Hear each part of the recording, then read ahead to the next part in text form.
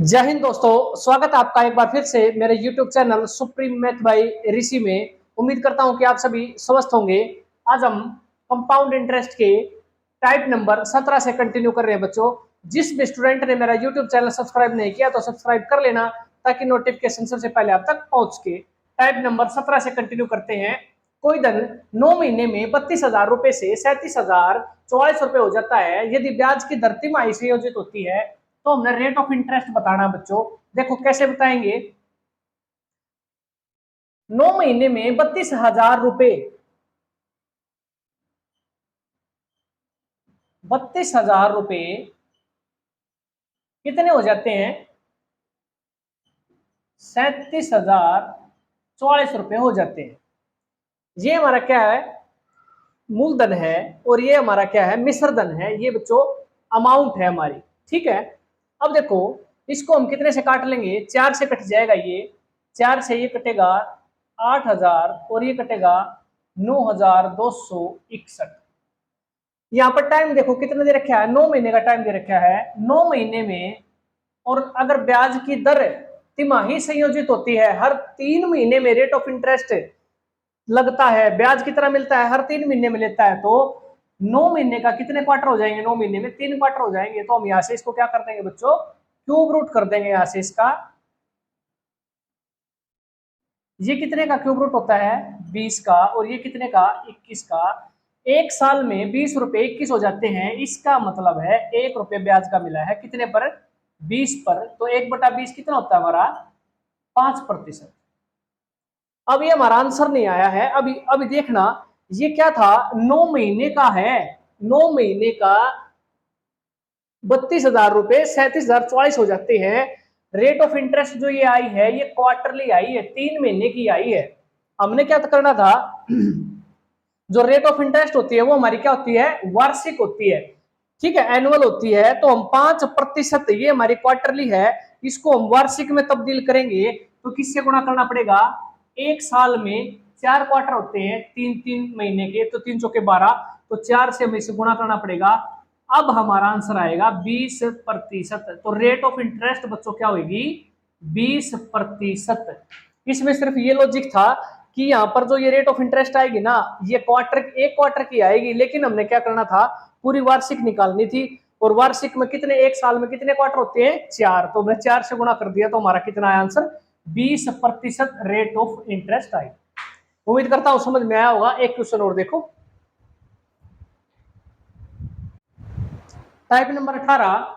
कोई धन 8 साल में अपने आप का 3 गुना हो जाता है। बहुत ही अच्छा लग रहा क्वेश्चन है। बहुत बार ऐसा सीजीएल में पूछा जाता है ये, और बहुत सारे कॉम्पिटिटिव एग्जाम में आता ही है ये तकरीबन तकरीबन। कोई धन 8 वर्ष में अपने आप का 3 गुना हो जाता है, तो कितने वर्ष में अपने आप का 243 गुना होगा? इसको देखो कैसे करेंगे। ये कोई राशि थी, प्रिंसिपल था, और ये 8 साल में कितना हो गया? 3 गुना हो गया। जो कंपाउंड इंटरेस्ट है बच्चों, वो हर साल क्या होगा? फिर 3 गुना होगा। अगले 8 साल में भी क्या हो जाएगा? फिर वो 3 गुना हो जाएगा। अगले 8 साल में तो 3 गुना 9 हो जाएगा। और उसके बाद अगले 8 साल में फिर 3 गुना हो जाएगा। अगले 8 साल में फिर 3 गुना हो जाएगा। और अगले 8 साल में फिर 3 गुना हो जाएगा। और एक क्वेश्चन में पूछ रखा है 243 गुना, यहां जाकर खत्म हो रहा है ये। तो ये जो राशि है ना पी, ये 243 गुना कितने समय में होगा? देखो, 3 गुना होने में से कितना समय लगा है? 8 साल का समय लगा है। अगर मैं पूछता कि 9 गुना कितने साल में होगा, तो हम कह देते 8 और 8 16। तो 16 साल में कितना हो गया? वो 9 गुना हो गया। अब देखो, क्वेश्चन में पूछ रखा है 243 गुना कितने वर्ष में होगा। तो हम इनको जोड़ लेंगे, 1 2 3 4 5, और मैं कह सकता हूं 40 वर्ष में ये धनराशि, ये प्रिंसिपल जो है, ये 243 गुना हो जाएगा। ये हमारा आंसर आ गया। दूसरा तरीका और देखो इसको करने का। देखो, यहां पर 3 गुना हो जाता है, 3 की पावर 1 होने में कितना समय लगे, इसे 8 वर्ष लगे हैं।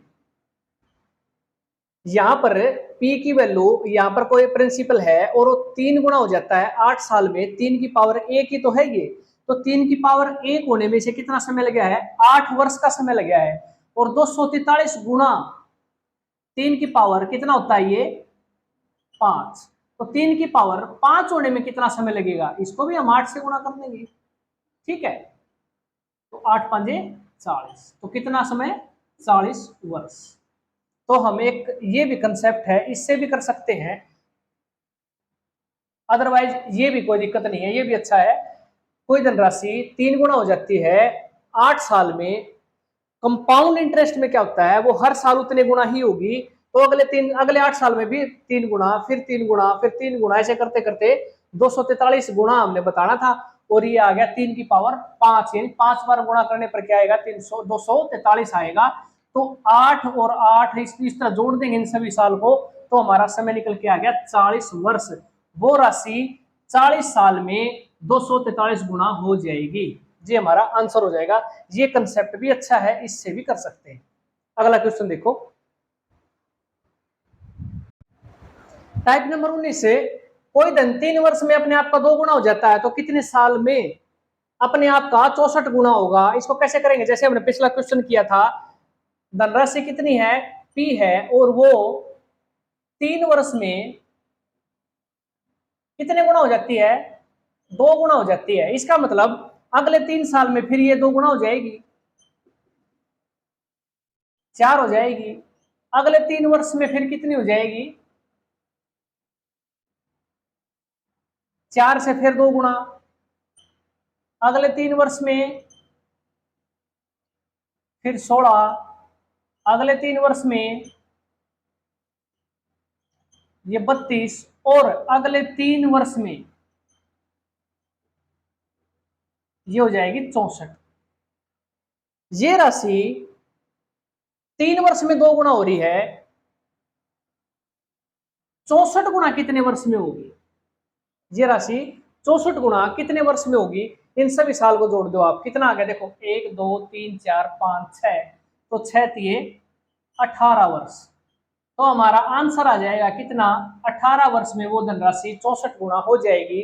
दूसरा तरीका हम कैसे करते थे, धनराशि 3 साल में 2 गुना होगी, तो 2 की पावर 1 कितने वर्ष में हो रही है, 3 वर्ष में हो रही है। तो हमें कितना ज्ञात करना था, 64, और ये 2 की पावर क्या होता है, 6 होता है। 2 की पावर 6 कितने वर्ष में हो जाएगी, इसको भी 3 से गुणा, तो 6 दिए 18, तो 18 साल में वो धनराशि 64 गुना हो जाएगी। ये भी बेस्ट तरीका है करने का, किसी भी तरीके से निकालो, कोई दिक्कत नहीं आएगी आपको। अगला क्वेश्चन देखो,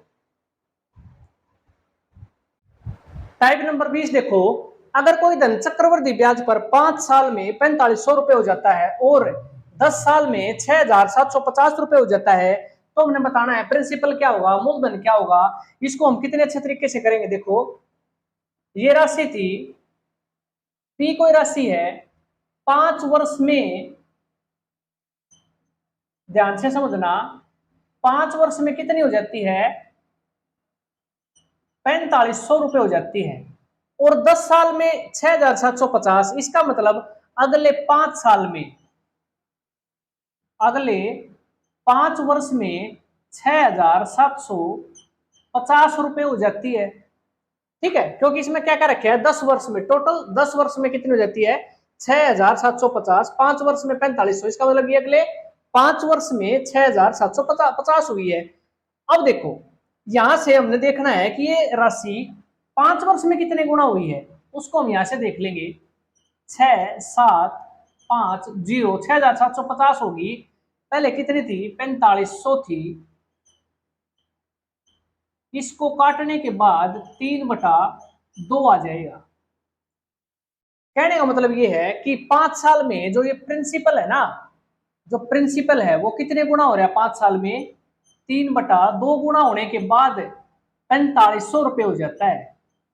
तो यहां से हम P की राशि निकाल लेंगे, 3 से हम इसको डिवाइड भी कर सकते हैं यहाँ की यहाँ, या फिर ऐसे कर लेंगे 4500 गुणा में इधर जाके क्या हो जाएगा, रिवर्स हो जाएगा, तो 2/3 और 3 से इसको काटेंगे तो ये कट जाएगा 1500 और आंसर हमारा आ जाएगा 3000 रुपए। और यही हमने निकालना था प्रिंसिपल। तो हमारा प्रिंसिपल क्या आ गया, 3000 रुपए।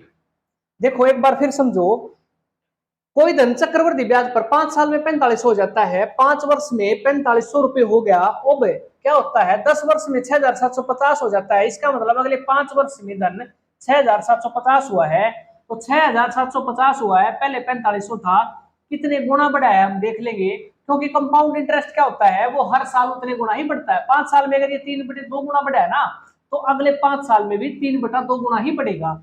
तो इसका मतलब ये प्रिंसिपल था ना, ये 3 गुणा 2 बढ़ने के बाद 4500 रुपए आया है, यहाँ पर 5 साल में हुआ है। तो यहाँ से हम पी की वैल्यू निकाल लेंगे, प्रिंसिपल 3000 रुपए, तो हमारा आंसर आ जाएगा।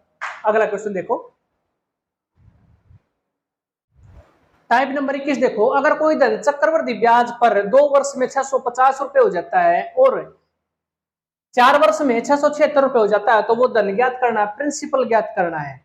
देखो बिल्कुल आसान तरीके से और हर कॉन्सेप्ट को धीरे धीरे समझ रहे हैं हम आगे बढ़ते हुए। देखो 2 वर्ष में ये राशि है पी, ये बच्चों 2 वर्ष में कितनी होगी, 650 होगी। और टोटल 4 साल में 676, इसका मतलब ये होगा कि अगले 2 वर्ष में ना कितनी होगी, 676 रुपए होगी। हमने ये देखना है कि बस कितने गुना हुई है, 676 हो जाती है, पहले कितनी थी, 650 थी। तो इसको हम काट देंगे, ये आ जाएगा हमारा 26/25, ये 26 से कट जाएगा। ठीक है, 26 से कटने के बाद 26/25 गुना हो जाती है। अब देखो यहां से ये राशि थी पी, कितना हो जाती है, 26/25 गुणा होने के बाद कितनी हुई थी, 650 हुई थी। तो यहां से हम पी की राशि निकाल लेंगे 650 और गुणा में रिवर्स कर देंगे इसको 25/26, और यहां से ये कट जाएगा कितने पर, 25 पर, और 25/25 कितना होता है, 625 रुपए। प्रिंसिपल कितना आ गया, 625 रुपए आ गया। बिल्कुल आसान तरीका था, इस तरीके से हम करेंगे तो कोई में कोई दिक्कत नहीं आएगी, ये बिल्कुल आसान तरीका है इसमें। ठीक है, 2 साल में कितनी हो जाती है, 650 हो जाती है, 4 साल में 676 हो जाती है, तो हम यहाँ से निकाल लेंगे। तो 2 वर्ष में कितनी हुई थी, 650, और अगले टोटल 4 साल में यानी अगले 2 वर्ष में कितनी होगी, 676। तो 676 हो जाती है, ये नीचे रख लेंगे, यहाँ पर पता चल जाएगा हमें कितने गुणा हुई है राशि।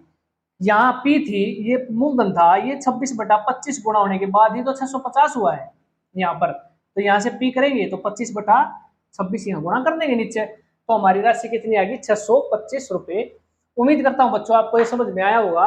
अगर हमें यहाँ से रेट ऑफ इंटरेस्ट निकालनी पड़ जाए तो हम कैसे निकालेंगे, देखो अगर हमें रेट ऑफ इंटरेस्ट भी निकालना पड़ जाए तो देखो कितने गुणा हुई है, 25 से 26 हो जाती है, 25 से कितनी होगी, 26 होगी। लेकिन ये 2 साल में हुई है, 2 साल है तो यहाँ पर क्या कर देंगे, इसको अंडर कर देंगे। 5, ये 5 का होता है और ये कितने का होता है, ये कंप्लीट नंबर नहीं है तो हम इसको ऐसे ही लिख लेंगे। तो 5 कितने हो जाते हैं, √26। और यहां से हम क्या कर सकते हैं,